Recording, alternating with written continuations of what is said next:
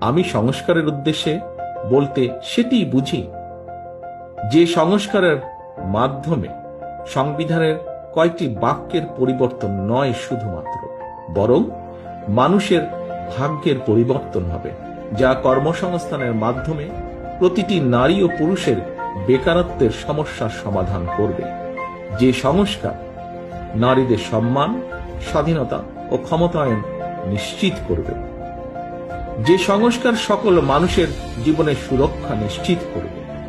যে সংস্কার দেশের সন্তানদের আধুনিক শিক্ষা ও নৈতিক মূল্যবোধ গঠন করবে। যে সংস্কার মানুষকে কাঙ্ক্ষিত স্বাস্থ্য সেবা দেবে। যে সংস্কার বাজারে নিত্য প্রয়োজনীয় দ্রব্যের দাম স্থিতিশীল রাখবে, যা কৃষক ও সকল কর্মজীবী মেহনতি মানুষের ন্যায্য ও প্রাপ্য মজুরি নিশ্চিত